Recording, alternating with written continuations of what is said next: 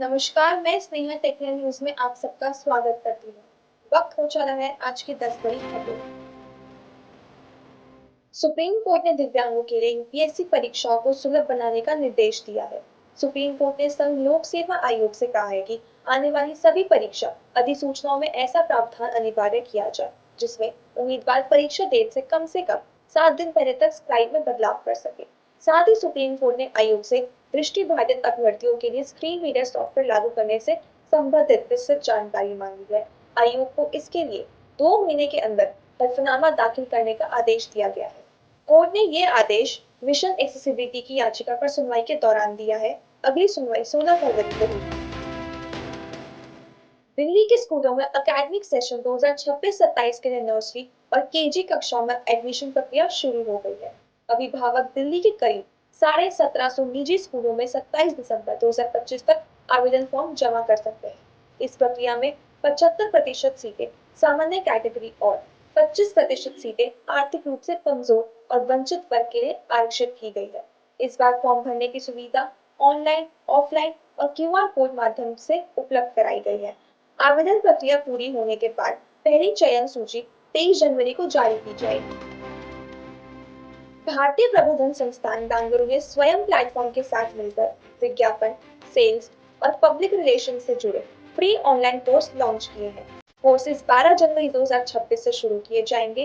Course पूरा करने के लिए इच्छुक स्टूडेंट 28 फरवरी तक रजिस्ट्रेशन कर सकते हैं। एडवर्टाइजिंग एंड सेल्स कोर्स 10 सप्ताह का होगा, वहीं advertising and public relation course 8 सप्ताह का होगा। कोर्स पूरा करने पर सर्टिफिकेट भी प्रदान किया जाएगा। सर्टिफिकेट पाने के लिए असाइनमेंट और फाइनल परीक्षा में निर्धारित अंक जरूरी होंगे। ये कोर्स छात्रों और पेशेवरों के लिए बेहतर करियर अवसर प्रदान कर सकते हैं। देश भर के कॉलेजों और यूनिवर्सिटीज में आरक्षित वर्ग के छात्र छात्राओं के नामांकन की संख्या सामान्य वर्ग से अधिक हो गई है। आईआईएम उदयपुर ने इस पर अध्ययन कर एक रिपोर्ट जारी की। रिपोर्ट में एकेडमिक सेशन 2010-11 से 2022-23 तक के आंकड़े जारी किए गए हैं। रिपोर्ट के अनुसार पिछले एक दशक में उच्च शिक्षण संस्थानों में आरक्षित वर्ग के स्टूडेंट्स की संख्या तेजी से बढ़ी है।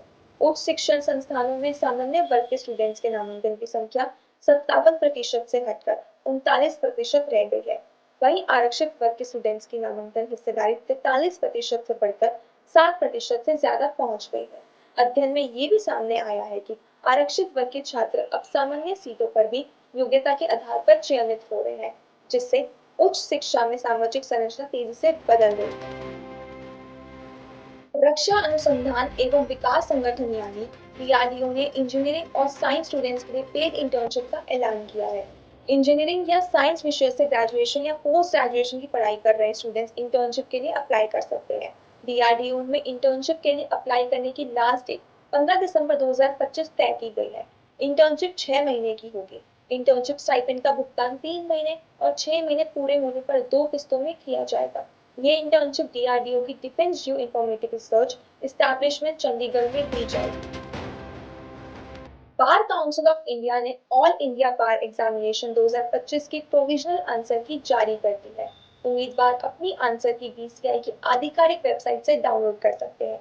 प्रश्न पत्र में किसी भी प्रकार की असमिति होने पर उम्मीदवार 10 दिसंबर तक ऑनलाइन आपत्ति दर्ज कर सकते हैं। परीक्षा का आयोजन 30 नवंबर 2025 को देश भर में विभिन्न परीक्षा केंद्रों पर किया गया था। हालांकि परीक्षा का परिणाम जारी होने की घोषणा अभी नहीं की गई। Institute of cost accountants of India ने दिसंबर सेशन 2025 की सीएमए फाउंडेशन, इंटरमीडिएट और फाइनल परीक्षाओं के लिए एडमिट कार्ड जारी कर दिए हैं। उम्मीदवार आईसीएमएआई की ऑफिशियल वेबसाइट से अपना एडमिट कार्ड डाउनलोड कर सकते हैं। एडमिट कार्ड डाउनलोड करने के लिए उम्मीदवारों को अपना रजिस्ट्रेशन नंबर और डेट ऑफ बर्थ का उपयोग करना होगा। इंटरमीडिएट और फाइनल परीक्षाएं 10 से 17 दिसंबर 2025 के बीच आयोजित होंगी, जबकि सीएमए फाउंडेशन की परीक्षा 13 दिसंबर को होगी। इंडिया पोस्ट पेमेंट्स बैंक ने ग्रामीण डाक सेवक एग्जीक्यूटिव परीक्षा का रिजल्ट जारी कर दिया है। उम्मीदवार इंडिया पोस्ट पेमेंट्स बैंक की आधिकारिक वेबसाइट से अपना रिजल्ट डाउनलोड कर सकते हैं। परीक्षा में 260 उम्मीदवारों को शॉर्टलिस्ट किया गया है।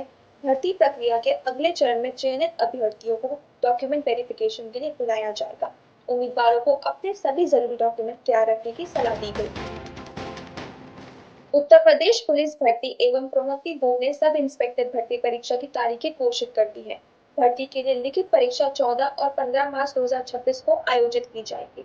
इस भर्ती के माध्यम से 4,543 लिखित पदों पर नियुक्तियां की जाएंगी, जिनमें सब इंस्पेक्टर, नागरिक पुलिस, प्लाटून कमांडर, विशेष सुरक्षा बल और महिला सब इंस्पेक्टर के पद शामिल हैं। उम्मीदवारों का चयन लिखित परीक्षा के बाद फिजिकल टेस्ट, मेडिकल टेस्ट और डॉक्यूमेंट वेरिफिकेशन प्रक्रिया के आधार पर किया जाएगा। राजस्थान कर्मचारी चयन बोर्ड ने पटवारी भर्ती परीक्षा 2025 का रिजल्ट जारी कर दिया है। परीक्षा 17 अगस्त 2025 को विभिन्न परीक्षा केंद्रों पर आयोजित की गई थी। परीक्षा में 6.5 लाख से अधिक अभ्यर्थी शामिल हुए थे।